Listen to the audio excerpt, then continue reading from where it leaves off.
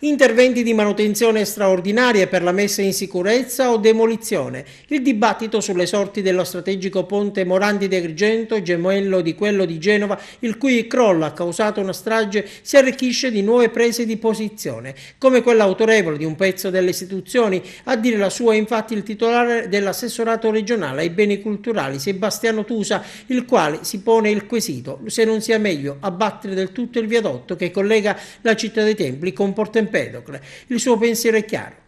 Ipotesi suffragata non solo dei costi di ristrutturazione considerati elevati, circa 30 milioni di euro, ma anche, sostiene l'esponente del governo Musumeci, per le valutazioni paesaggistiche. Tusa rileva in una nota l'invasività dell'opera che deturpa il paesaggio della valle sia visivamente sia direttamente, incidendo con i suoi piloni su aree archeologiche ricche di testimonianze della città antica. Il ponte Morandi, ricorda Tusa, venne costruito nel 1970 dopo la frana che cambiò il volto della città dei Templi, un'opera ritenuta utile ma, osserva, offensiva del paesaggio e dell'integrità di una corretta visione e godimento della città antica con la sua splendida collina dei Templi. Da allora molti, seppur taluni in malafede, definirono l'opera un abuso di Stato ben più grave ed invasivo delle decine di abusi edilizi privati perpetrati nella valle. È evidente, puntualizza l'assessore, che si tratta di una scelta non facile che deve prendere in considerazione anche il benessere dei cittadini, evitando disagi nella circolazione tra le varie parti della città e nel collegamento con Porto Empedocle.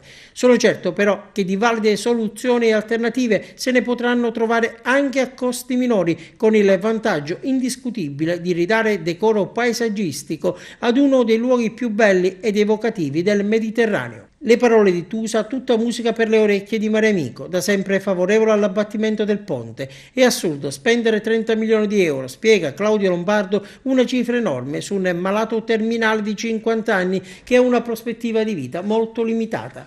Molto meglio spendere queste somme per progettare e costruire una viabilità moderna e a raso che avrebbe un impatto paesaggistico vicino allo zero.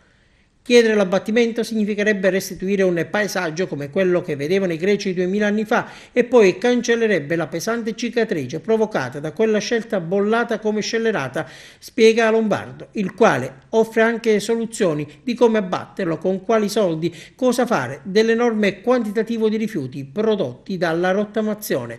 Lo Stato e la Regione si debbono impegnare in quota parte per l'eliminazione del ponte Morandi, ma a finanziare l'opera, suggerisce Lombardo, potrebbero partecipare anche i cittadini visitatori della valle, a cui si può chiedere un ticket aggiuntivo di 1-2 euro finalizzato al miglioramento del paesaggio.